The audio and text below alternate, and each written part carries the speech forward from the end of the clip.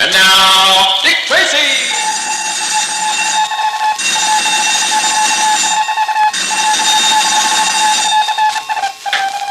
This is Dick Tracy on the case of the Careless Black Widow. Stand by for action. Let's go, man!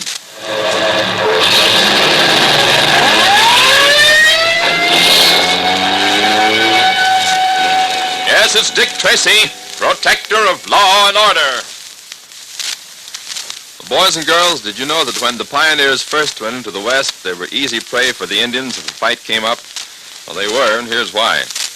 The only guns they had were single-shot muzzle-loading pistols or muskets, while the Indian had his bow and a quiver of arrows in his back. And therefore, if a company of pioneer horsemen met up with a band of mounted Indians, they were at a hopeless disadvantage.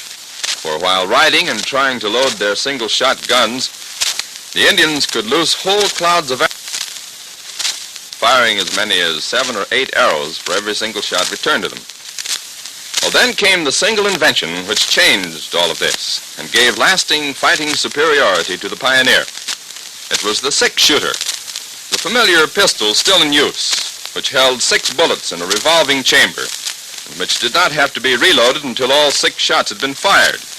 Well, at last, the frontiersmen could shoot quicker and further than the Indians and could reload while riding at full speed, which was impossible before.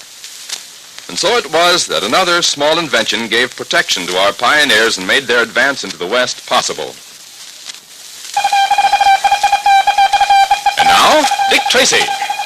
You remember that Tracy's quick thinking in giving Doris Corus a hypodermic of anti-black widow spider serum undoubtedly saved her life, but unfortunately, at the moment, she is too sick to be questioned as to the identity of the person who blew the poison dart into her neck.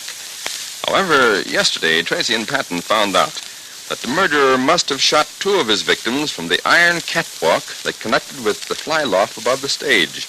They also discovered that the fly loft had a fire door at one end, which led into the front part of the theater, and this was how the killer must have escaped. At the conclusion of their investigation in the theater, Dick and Pat went to Buck Silver's apartment and told him what had happened to Doris Corus. They're at Buck's apartment now. Believe me, Mr. Tracy, I sure am upset at this attempt on Doris Corus' life. Well, so are we all, Mr. Silver. Was this the same as the others? Yes. The girl was hit on the back of the neck by a dart poisoned with black widow spider venom. Well, the whole thing seems unbelievable.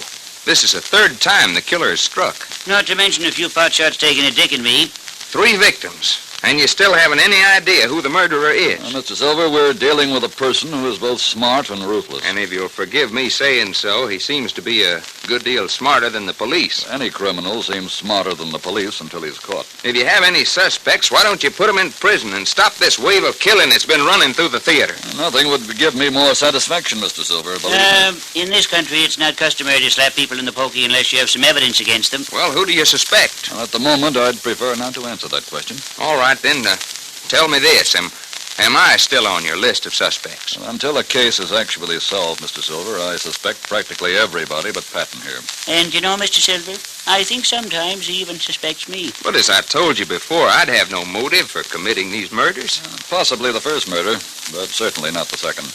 However, I think it highly improbable that you are involved in any of these crimes. Well, thanks for the feeble vote of confidence. You're welcome, Mr. Silver. Now, there's one thing, though, that I can't impress on you too strongly. I don't want anyone to know about this attempt on Doris Corus's life, but her absence should be explained to the company. Well, I'll take care of that right away, Mr. Tracy. I'll phone my stage manager and give him instructions. Good. Harry should be in by now. If he's not, I may not be able to get word to the cast in time. Well, I hope you can... Well, hello, Harry. This is Buck Silver. Now, Harry, listen. I just received word that Doris Corus is going to be out of the lineup for a few days. No, it's nothing serious. The doctor says she has a touch of the flu, but she'll be all right in a few days. Yeah, that's all, Harry. Goodbye. Did I sound unconcerned, Mr. Tracy? You were fine. You see, Mr. Silver, as long as the murderer is in ignorance of how much or how little we know, we're in a much better spot to apprehend him. Oh, I understand, Mr. Tracy. You say that Doris Corus was on stage after the show when she is struck with a dart. Yes, that's right. And in the same place that Give and Take was when he was murdered. And the doorman swears that with the exception of Doris, every member of that cast had left the theater before Doris screamed. Then the killer isn't one of the people in our show. Well, unfortunately, Mr. Silver, I believe the killer is someone in your show. I give up. Well, I suggest you let Pat and me worry about straightening out this mess. I'd like to, Mr. Tracy.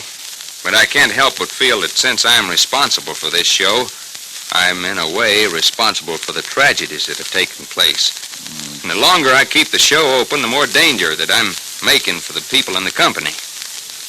I'm going to close it. But, Mr. Silver, that's just what the murderer wants. But if I keep it open, I may be needlessly risking people's lives. Now, look, Who's that? Good morning, Buck. Good morning. Won't you come in? This is a surprise.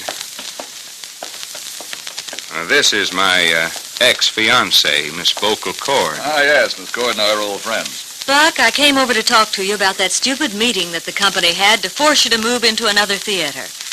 I just wanted to tell you that I don't think you ought to move just because Time Step got all those crazy people steamed up. Well, you needn't worry. I'm not going to move the show. Good for you, Buck. Nope, I'm not going to move the show. I'm going to close it. Oh, no, Buck. Oh, yes, Buck. But every cent you own is tied up in the show, and it's a big hit. What do you care about my money?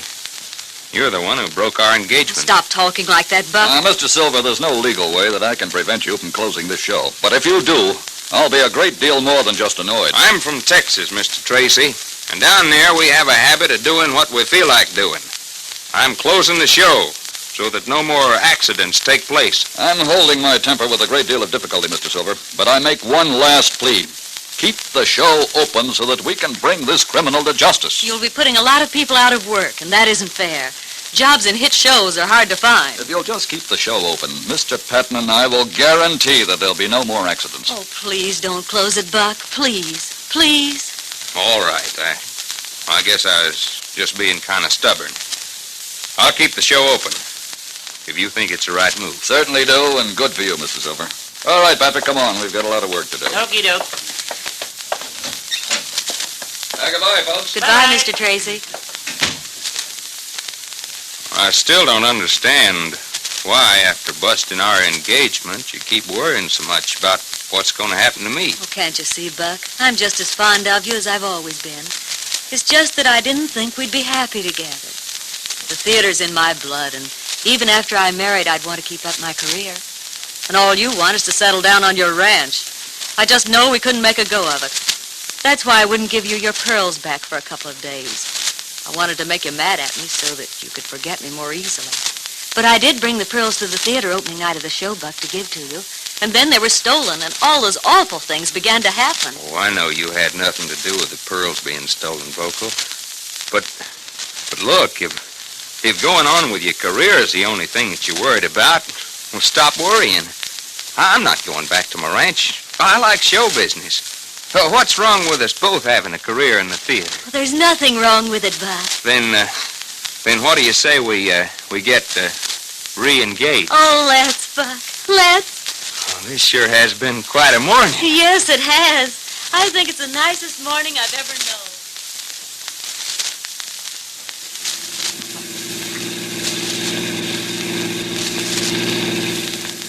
Oh, for the life of me, Dick, I can't see why I always have to drive the car. Because you do it so very well, Mr. Patton. Ah, boy, that Buck Silver is certainly a hard guy to convince. Yeah, he sure is, Pat. It was a lucky coincidence for us that Vocal Cord came in to talk to him as she did. Without that feminine touch, I don't think Buck would have consented to keep the show open. And if he'd closed it, we would have been in a fix.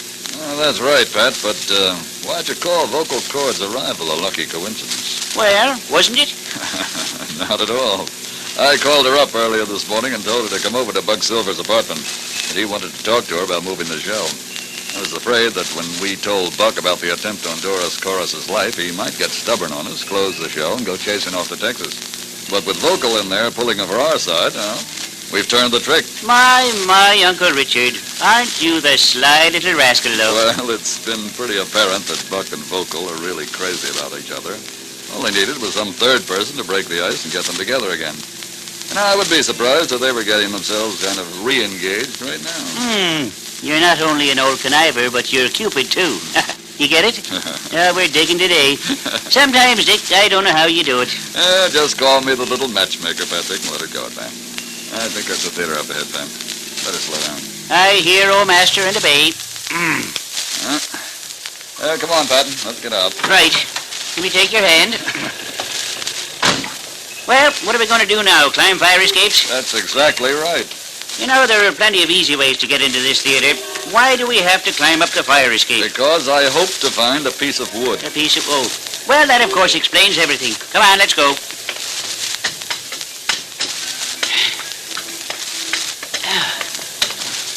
Oh, this is the most exhausting case we've ever been on. Exhausting? What do you mean? Well, it seems to me we've done nothing but climb up and down ladders or prowl around on the roofs of very tall buildings. Maybe you'd rather be back on that submarine, huh? Thanks a lot. I'll stick with the ladders.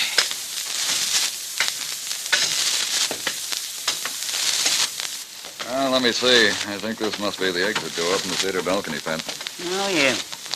And this is where the murderer got out after he tried to kill Doris Corris. This is where he got in and out, Patrick. The doorman told us that before Doris was attacked, all members of the company had left the theater. Now, therefore, the murderer must have doubled back through here to commit his crime. Yeah, but these exit doors are open from the inside, but always locked from the outside.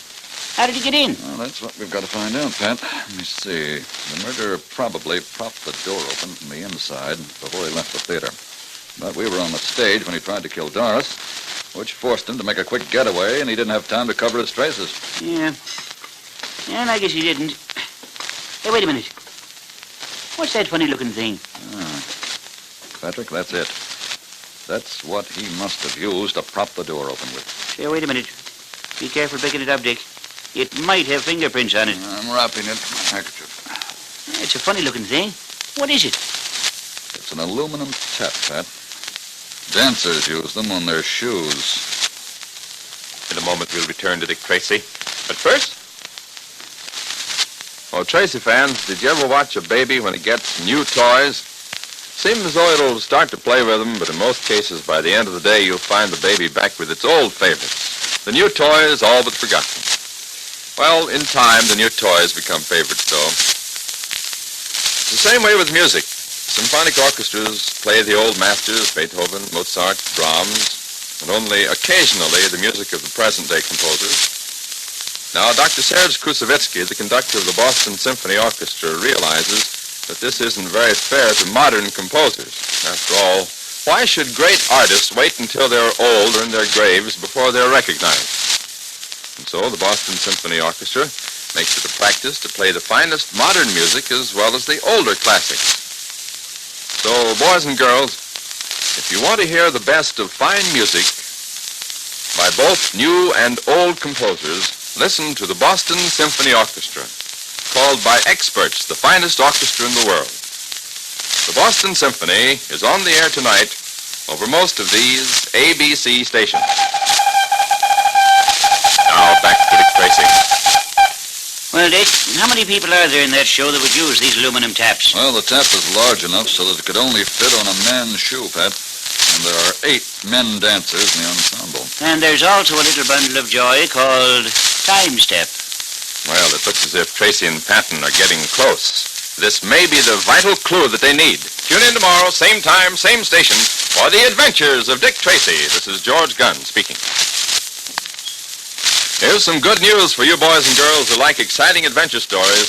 We have a brand new adventure show, Sky King, a daring two-fisted series about the thrilling exploits of Schuyler King, an ex-Naval Air Forces officer who has just returned to his ranch home after 4 years of service in the Pacific.